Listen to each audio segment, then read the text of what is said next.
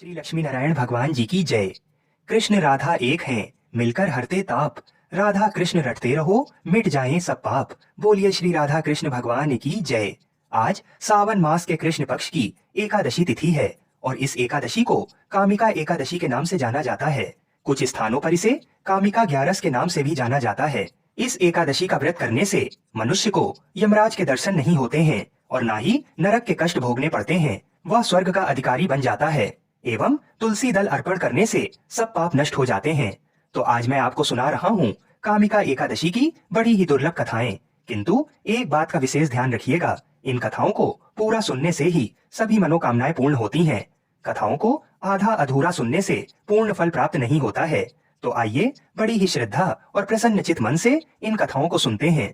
एक बार अर्जुन ने भगवान श्री कृष्ण जी से कहा, हे प्रभु, सावन मास के कृष्ण पक्ष की एकादशी का क्या नाम है और इसका उपवास करने से मनुष्य को किस फल की प्राप्ति होती है। तब भगवान श्री कृष्ण जी ने कहा, हे श्रेष्ठ धनुर्धर, मैं सावन माह की पवित्र एकादशी की कथा सुनाता हूँ, ध्यान पूर्वक श्रवण करो। एक बार इस एकादशी की पावन कथा को भीष्म पितामह ने लोक हित के लिए नारद जी से कहा था। सावन माह के कृष्ण पक्ष की एकादशी का नाम कामिका है। इस एकादशी की कथा सुनने मात्र से ही वाजपेयी यज्ञ के फल की प्राप्ति होती है। पौराणिक कथा के अनुसार प्राचीन समय में एक गांव में एक पहलवान रहता था। वह दिल का बेहद अच्छा इंसान था, लेकिन उसका स्वभाव बहुत क्रोध करने वाला था, इसलिए उसकी कभी कभी किसी से बहस हो जाती थी। एक बार उसने एक ब्राह्मण से झगड़ा कर लिया। वह सामने वाले पर इतना क्रोधित हो गया कि उसने ब्राह्मण की हत्या कर दी, जिसकी वजह से पहलवान पर ब्राह्मण हत्या का दोष लग गया। इस दोष से बचाव और पश्चाताप करने के लिए वो उसके अंतिम संस्कार में शामिल हुआ, लेकिन अन्य ब्राह्मणों ने पहलवान को वहां से भगा दिया। इसके बाद पंडितों ने ब्राह्मण की हत्या का दोषी मानते हुए पहलवान का सामाजिक बहिष्कार कर दिया। साथ ही ब्राह्मणों ने पहलवान के घर के सभी तरह के धार्मिक कार्य करने से इनकार कर दिया।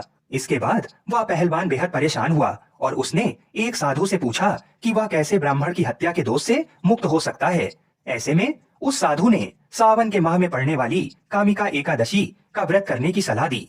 पहलवान ने कामिका एकादशी व्रत का विधि विधान से पालन किया। इसके बाद एकादशी की रात में पहलवान श्री हरि की मूर्ति के पास भूमि पर शयन कर रहा था, तो स्वप्न में भगवान श्री हरि विष्णु ने उसे दर्शन दिया और कहा कि तुम ब्राह्मण हत्या के दोष से मुक्त हो गए हो। स्वप्न में भगवान के दर्शन कर वह पहलवान बहुत ही प्रसन्न हुआ और ब्राह्मण हत्या के दोष से मुक्त हो गया। बोलिए श्री लक्ष्मी नारायण भगवान जी की जय।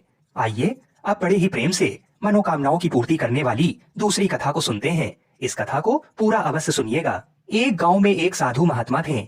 उनका ना कोई आश्रम था, ना धर्मशाला, ना कोई ठिकाना। जहाँ रात होती वहीं ठहर जाते और भिक्षा से जो मिलता भगवान का भोग लगाते। वृंदावन की दो गोपियां, जिन्होंने कभी भगवान के दर्शन नहीं किए थे, ना ही कभी मंदिर गई थीं, प्रातः दही मक्खन गागर में भरकर ले जाती, बेचती और अपनी गृहस्थी में मग्न रहती। दोनों गोपियों ने ये सुन रखा था कि साधु संतों के पास झोली में भगवान रहते हैं। एक दिन दोनों अपना दही बेचकर यमुना के निकट आईं। वहां देखा कि एक साधु अपनी झोली रखकर संध्या बंधन हेतु स्नान करने गए हैं। झोली एक वृक्ष के नीचे रखी है। कौतूहलवश झोली में भगवान हैं। भगवान कैसे हैं, इस दृष्टि से दोनों ने चुपके से झोली उठाई और सारा सामान बिखेर दिया, पर भगवान कहीं नहीं मिले। तभी उनकी नजर एक डिब्बे पर पड़ी। डिब्बा खोला तो देखा कि लड्डू गोपाल डिब्बे में बंद हैं। एक सखी बोली, यही भगवान है। दूसरी बोली, कितने निर्दयी हैं ये सन्यासी, भगवान को बंद करके रखा है। पहली सखी बोली, देखो बेचारे भगवान के हाथ पैर सब टेढ़े हो गए हैं। दूसरी सखी बोली, बेचारे बंद जो रहते हैं, हाथ पैर हिलाने की जगह भी नहीं है। अब दोनों ने लड्डू गोपाल को उठाया। बोली, भगवान जी आप परेशान ना हो, अपने हाथ पैर सीधे कर लो और हम दही खिलाते हैं, खा लो, आप भूखे भी होंगे। दोनों ने भगवान की मूर्ति को सीधा करना शुरू किया। भगवान को भी उनकी सरलता पर आनंद आ रहा था। वह भी मुस्कुरा रहे थे। जब वे थक गईं, लेकिन हारी नहीं, तो भगवान को हारना पड़ा। लड्डू गोपाल की मूर्ति सीधी हो गई। भगवान सीधे खड़े हो गए। दोनों ने भगवान को नहलाया और दही खिलाया। फिर बोली, लड्डू गोपाल अब लेटो और आराम करो। वह सीधी मूर्ति डिब्बे में नहीं जा रही थी। तब तक वह महात्मा जी आ गए। दोनों डरकर वहां से भागी। महात्मा जी ने सोचा कि कुछ लेकर भागी हैं। वह उनके पीछे दौड़े, लेकिन उन तक पहुंच नहीं पाए। लौटकर झोली देखी तो हतप्रभ रह गए। भगवान लड्डू गोपाल खड़े हंस रहे थे। महात्मा सारी बात समझ गए। वह भगवान के चरणों में गिरकर रोने लगे। वह खोजते हुए उन गोपियों के घर गए। उनके भी चरण पकड़कर रोने लगे और कहा, धन्य हो तुम दोनों, आज तुम्हारे कारण भगवान के दर्शन हो गए। सारा जीवन लड्डू गोपाल को संग लिए घूमता रहा, पर सरल नहीं बन सका। तुम दोनों की सरलता से भगवान ने मुझे भी दर्शन दे दिए। नवदा भक्ति में सरल भक्ति महत्वपूर्ण है। भगवान भाव और सरलता पर रीझते हैं। हम जीवन में सरलता नहीं ला पाते, यही हमारी विडंबना है। बोलिए श्री राधा कृष्ण भगवान की जय। आइए अब मनोकामनाओं की पूर्ति करने वाली बड़ी ही सुंदर कथा को सुनते हैं। इस कथा को पूरा अवश्य सुनिएगा। एक बार माता लक्ष्मी भगवान विष्णु जी से पूछती हैं, हे स्वामी, तुलसी के पास दीपक जलाने का क्या महत्व है और रोज शाम को तुलसी के पास दीपक क्यों जलाया जाता है? इससे मनुष्य को कौन सा फल प्राप्त होता है? तुलसी के पास दीपक जलाने की विधि क्या है तथा दीपक जलाते समय कौन से मंत्र का उच्चारण करना चाहिए? कृपा कर आप मुझे विस्तार से बताइए। तब भगवान विष्णु जी कहते हैं, हे देवी, आज आपने समस्त मानव जाति के कल्याण के लिए बहुत ही महत्वपूर्ण प्रश्न किया है। आपके इस प्रश्न का उत्तर देने से पूर्व मैं आपको एक प्राचीन कथा सुनाता हूँ, जिससे आपको सभी प्रश्नों के उत्तर मिल जाएंगे। इसलिए आप इस कथा को ध्यान पूर्वक सुनिए। इस कथा को ध्यान से पूरा सुनने मात्र से ही मनुष्य को 100 वर्षों तक तुलसी के पास दीपक जलाने का पुण्य प्राप्त होता है। फिर माता लक्ष्मी कहती हैं, हे स्वामी, मैं इस कथा को सुनने के लिए उत्सुक हूँ। कृपा आप इस कथा को सुनाना प्रारंभ कीजिए। तब भगवान विष्णु माता लक्ष्मी को वह कथा सुनाने लगते हैं। हे देवी, पूर्व काल की बात है। दक्षिण दिशा में तुंगभद्रा नाम की एक बहुत बड़ी नदी है। इस नदी के किनारे पर हरिहरपुर नाम का एक अत्यंत सुंदर नगर बसा हुआ था। उसी नगर में काशी नाम के एक ब्राह्मण निवास करते थे। वे अत्यंत गुणवान, चरित्रवान, धर्म कार्य करने वाले तथा वेदों के मार्ग पर चलने वाले थे। उन्होंने समस्त शास्त्र का अध्ययन किया हुआ था। उस ब्राह्मण की एक पत्नी थी, जिसे लोग दुराचारिणी कहकर पुकारते थे, क्योंकि उसके कर्म ही उसके नाम के अनुसार थे। वह सदैव ही अपने पति को अपमानित करती थी। वह अपने पति के लिए कुवाच्य कहती थी, पति को भयंकर दुख देती थी, पति के लिए कभी भोजन नहीं बनाती थी। उसने अपने पति के साथ कभी शयन नहीं किया, कभी उसके साथ प्रेम से व्यवहार नहीं किया। पति के मित्र, परिवार के लोग घर पर आते तो वह स्त्री उनको अपमानित करके भगा दिया करती थी और स्वयं काम भाव से उन्मत्त होकर निरंतर अन्य व्यभिचारिणी स्त्रियों के साथ घूमा करती थी। उसका मन पति को छोड़कर पराये पुरुषों में लगा रहता था। उसने कभी अपने पति से प्रेम से बात नहीं की, किंतु पराये पुरुषों के संग बैठकर बातें किया करती थी।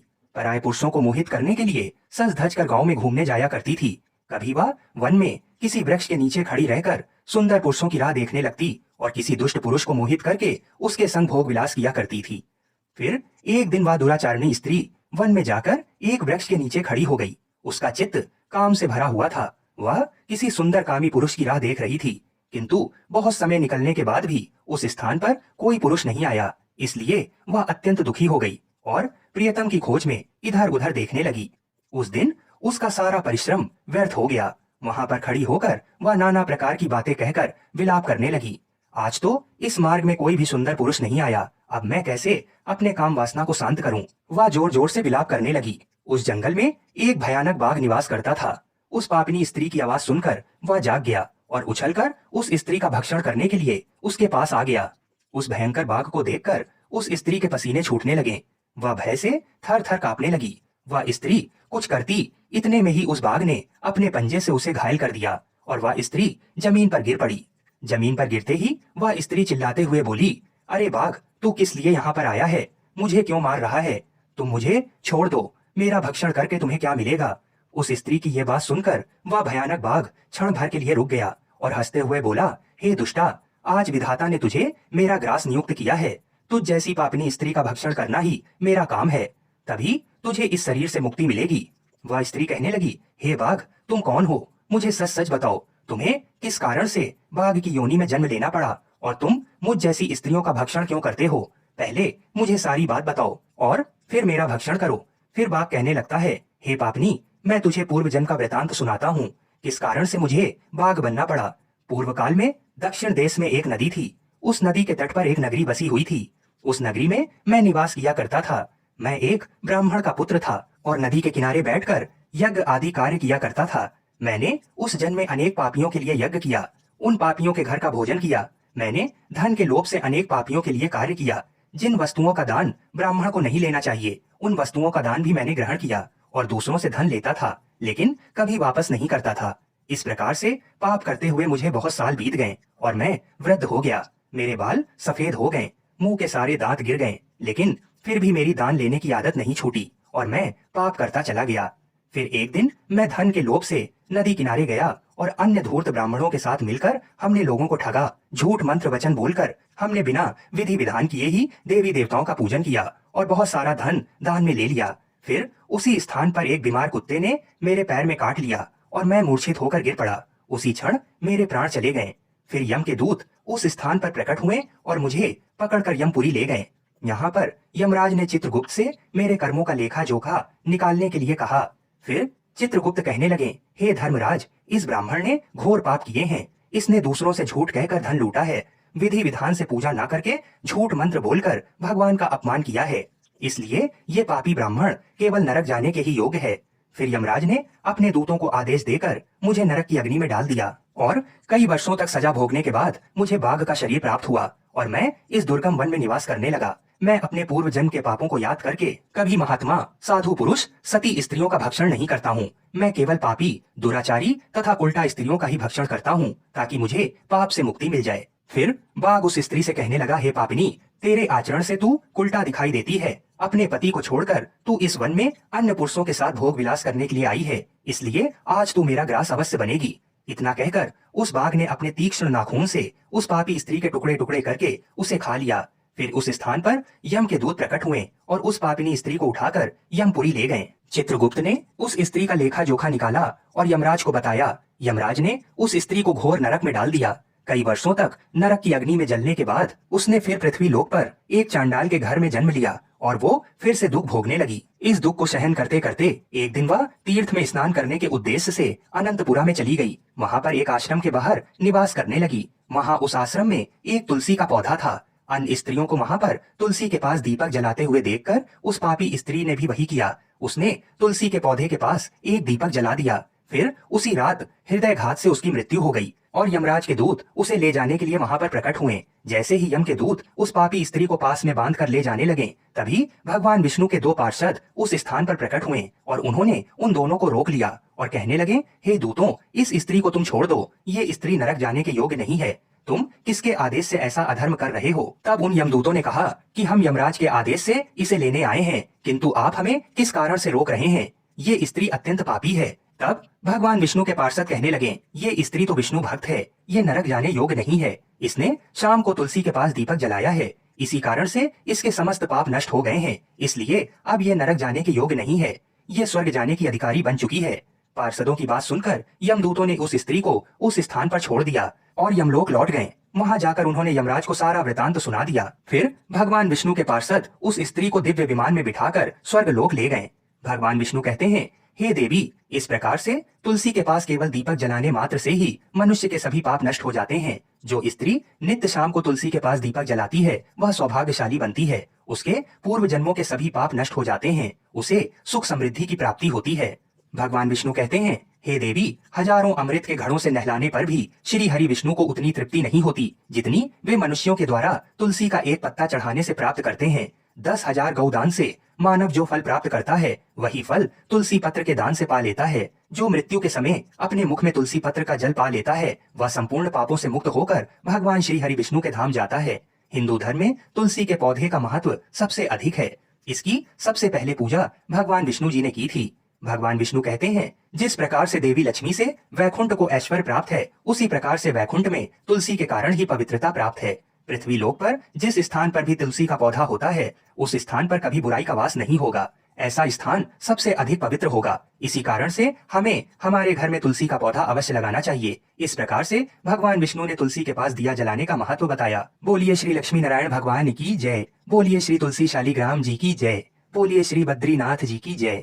आइए अब बड़े ही प्रेम से एकादशी माता की कथा को सुनते हैं। इस कथा को सुनने से ही एकादशी का व्रत पूर्ण माना जाता है। एक बूढ़ी माँ ने एक बार एकादशी का व्रत रखा। बड़ा ही भाव भक्ति से पूजा अर्चना की। उन्हें वृद्धावस्था में क्या बाधा थी, वे तो अपने पुत्र पौत्रों की सुख सुविधा के लिए व्रत रखने लगी थीं। वे दिन भर तो जरा कठोर मन करके अपनी प्यास को रोके रहीं। दिन में पूजा पाठ किया, कथा सुनी और पंडित जी को मिट्टी के पात्र में भरकर पानी और ऋतु फल दान में दिए। दोना भर भर के बूरा शक्कर वितरण किया। उन्हें गर्मी के कारण बहुत बेचैनी हो रही थी। इस कारण से बड़ी देर तक पानी में पड़ी रहीं और पानी के कुल्ला करती रहीं। मुंह धोती रहीं, तब कहीं थोड़ा बहुत धैर्य बंद पाया। धूप तो तेज पड़ ही रही थी, इस कारण बार बार मुंह सूख रहा था। बूढ़ी माँ बहुत बेचैन हो रही थीं। एक बुढ़ापा और दूसरा ये भयंकर गर्मी। वृद्धावस्था की स्थिति तो कुछ दूसरी ही प्रकार की होती है। जैसे जैसे रो धो के दिन कट पाया, अब पहाड़ सी रात सामने थी। उसका कटना बड़ा ही कठिन दिखाई दे रहा था। खटिया पर पड़े शांति नहीं मिल रही थी। वे बार बार करवट बदल रही थीं। अनेक बार वे बाहर जाती और भीतर आती। उन्हें घर के अंदर शांति नहीं थी। वे पड़ी पड़ी एकादशी माता का स्मरण करती रहीं। वे कहती रहीं कि हे माता जी, आप मेरी लाज रखिएगा, आप ही मुझे शक्ति दे दीजिएगा, जिससे मैं भली भांति आपका व्रत कर सकूं और ये पहाड़ सी रात शांतिपूर्वक व्यतीत हो सके। प्यास के कारण बूढ़ी माँ की बेचैनी तो बढ़ ही रही थी। उन्होंने धैर्य रखने का बहुत प्रयास किया, किंतु सहनशीलता की सीमा टूट गई और वे घबराकर एकदम चिल्ला पड़ी। बोली कि बचाओ बचाओ। अम्मा का चिल्लाना सुनकर परिवार भर के नर नारी, बच्चे और पड़ोसी एकत्रित होकर बूढ़ी अम्मा की खटिया के समीप पहुंच गए। सबने पूछा कि अम्मा जी, आपको क्या हुआ? आप क्यों चिल्ला रही हैं? आप इस वृद्धावस्था में ये कठिन व्रत क्यों कर रही हैं? अम्मा जी, शक्ति से ही भक्ति होती है। थोड़ी ही देर में वे फिर से बोली कि अरे, हमारे तो प्राण ही निकले जा रहे हैं। मेरी छाती पर ठंडे पानी का घड़ा रख दीजिए। नातियों ने दादी की छाती पर ठंडे पानी का पात्र रख दिया। तब कहीं उन्हें थोड़ा बहुत आराम मिला और थोड़ी देर के लिए उन्होंने अपनी आंखें बंद कर लीं। एकादशी माता ने सोचा कि ये बूढ़ी अम्मा है तो बहुत कठोर, जरा जाकर उसकी परीक्षा लेना चाहिए। वे आधी रात को मुर्गा बनकर टेर लगाने लगी। मुर्गा की आवाज सुनकर दादी जल्दी से उठी और बाहर जाकर आसमान की ओर देखा, किंतु आसमान में कहीं उन्हें प्रातःकालीन तारा दिखाई नहीं दिया। वे सोचने लगी कि ये मुर्गा क्यों और कैसे बोल गया। उन्हें प्यास तो लगी रही थी। थोड़ा बहुत उनका मन भी विचलित होने लगा था, किंतु अंत में उन्होंने दृढ़ निश्चय किया कि मैं अब व्रत को पूर्ण करके ही छोड़ूंगी, चाहे भले ही मेरे प्राण निकल जाएं। ये सोचकर फिर वे खटिया पर शिथिल होकर लेट गईं।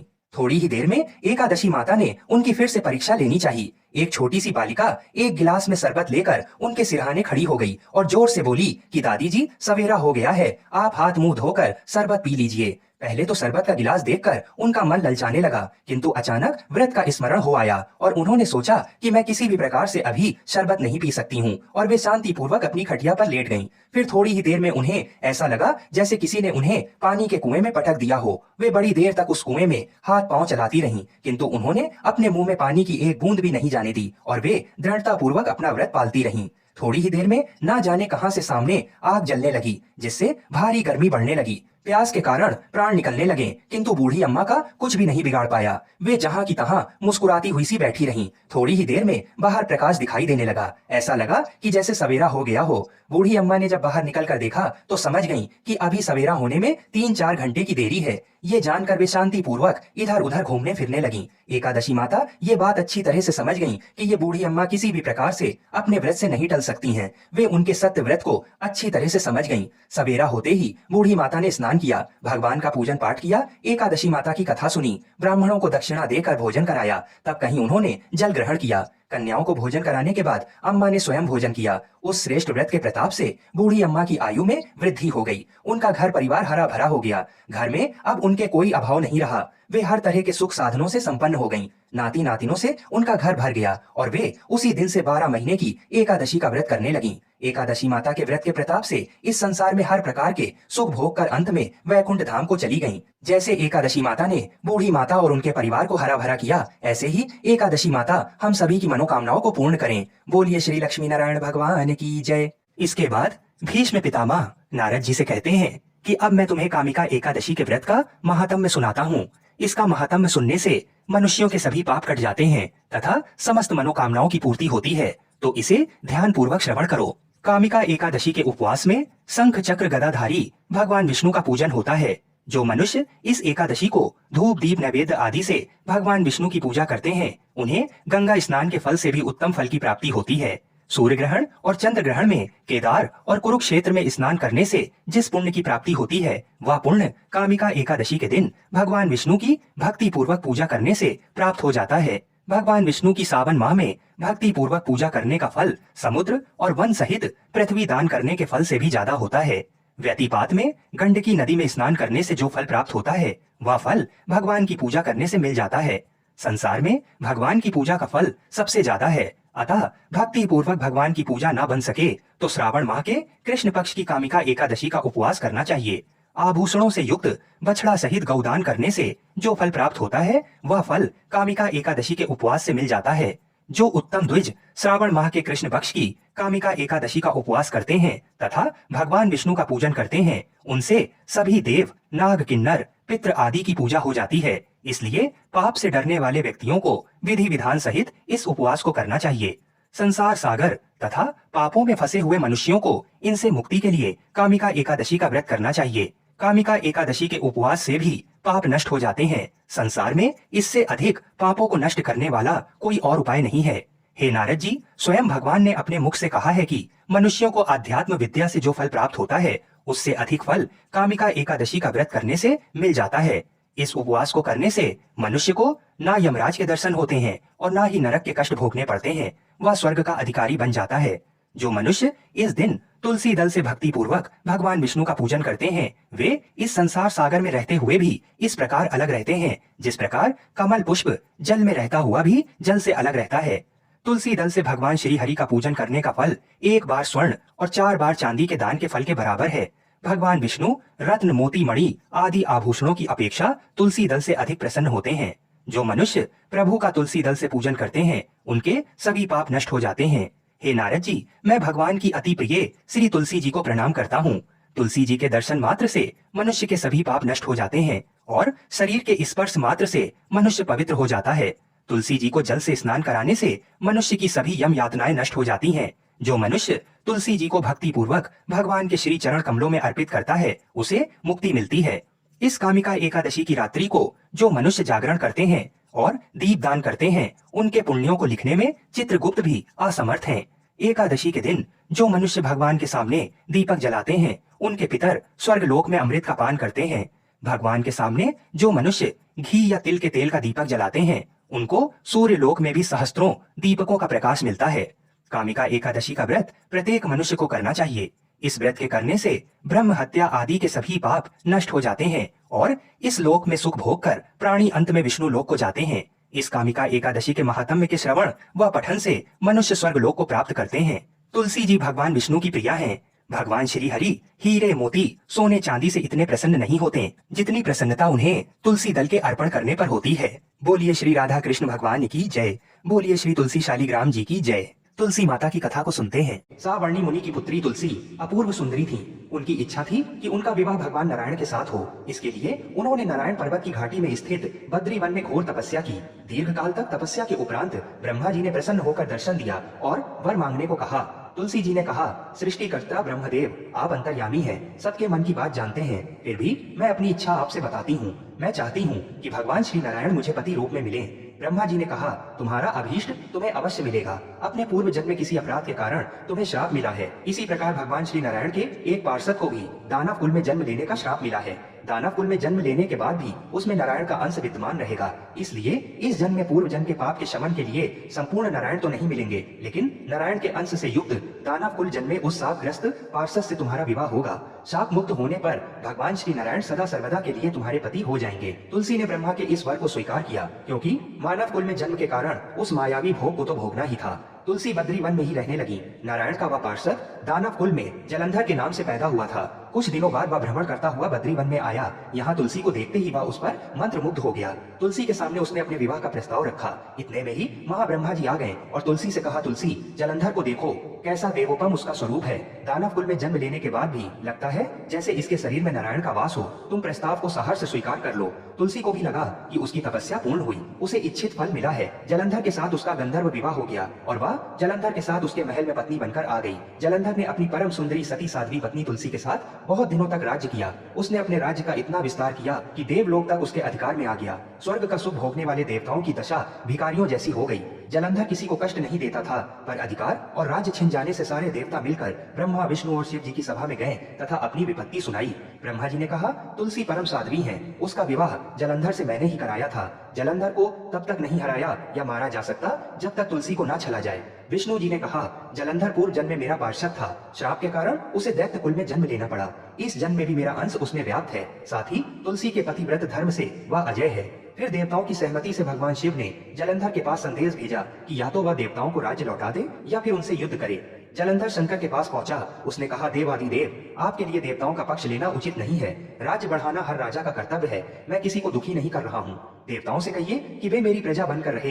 मैंने आपका कोई भी अपमान नहीं किया है। हमारा आपका युद्ध शोभा नहीं देता है। अगर आप हार गए तो बड़ी लज्जा की बात होगी। मैं हार गया तो आपकी कीर्ति बहुत अधिक नहीं बढ़ेगी। भगवान शंकर फिर हंसने लगे। वे तो सब रहस्य समझते थे। तुलसी और जलंधर के पूर्व जन्म के श्राप की अवधि लगभग पूरी हो चुकी थी। फिर शंकर जी बोले, इसमें कीर्ति और लज्जा की बात नहीं है। तुम देवों को राज्य लौटाकर उन्हें उनके पद पर प्रतिष्ठित होने दो। युद्ध से बचने का यही एक उपाय है। जलंधर ने कहा, मैंने युद्ध के बल से देवलोक जीता है। कोई उसे युद्ध के द्वारा ही वापस ले सकता है। ये मेरा अंतिम उत्तर है। अब मैं जा रहा हूँ। ऐसा कहकर जलंधर चला गया। उसने अपनी पत्नी तुलसी को सारी बातें बताई और कहा, कर्म भोग सब काल सूत्र में बंधा है। जीवन में हर्ष शोक भय सुख दुख मंगल अमंगल काल के अधीन है। हम तो केवल निमित्त हैं। संभव है भगवान शिव देवों का पक्ष लेकर मुझसे युद्ध करें। तुम चिंता मत करना, तुम्हारा सती तेज मेरी रक्षा करेगा। दूसरे दिन भगवान शंकर के नेतृत्व में देवताओं ने युद्ध छेड़ दिया। जलंधर ने भीषण बाणों की वर्षा कर उनका वेग रोका। उसके प्रहार से देवता डगमगाने लगे। उसने दानवी शक्ति का प्रयोग कर मायावी युद्ध आरंभ किया। युद्ध स्थल पर वह किसी को भी दिखाई नहीं देता था, पर उसके अस्त्र शस्त्र प्रहार कर देवों को घायल कर रहे थे। देवगण अपने अस्त्र चलाएं तो किस पर चलाएं, क्योंकि कोई शत्रु सामने था ही नहीं। कई दिनों तक इस तरह भयंकर युद्ध चला। जलंधर पराजित नहीं हुआ। तब शिव जी ने विष्णु से कहा, विष्णु कुछ तो उपाय करो, अन्यथा मेरा तो सारा यश मिट्टी में मिल जाएगा। विष्णु जी ने सोचा, बल से तो जलंधर को हराया नहीं जा सकता, इसलिए छल का सहारा लेना ही पड़ेगा। उन्होंने तुरंत अपना स्वरूप जलंधर जैसा बनाया और अस्त्र शस्त्र से सुसज्जित हो तुलसी जी के पास पहुंच गए। बोले, प्रिय, मैं युद्ध जीत गया। सारे देवता भगवान शंकर समेत हार गए। इस खुशी में आओ, मैं तुम्हें अपने अंग से लगा लूं। पति को प्रत्यक्ष खड़ा देख तथा विजय का समाचार सुन वह दौड़कर मायावी जलंधर के गले से लिपट गई।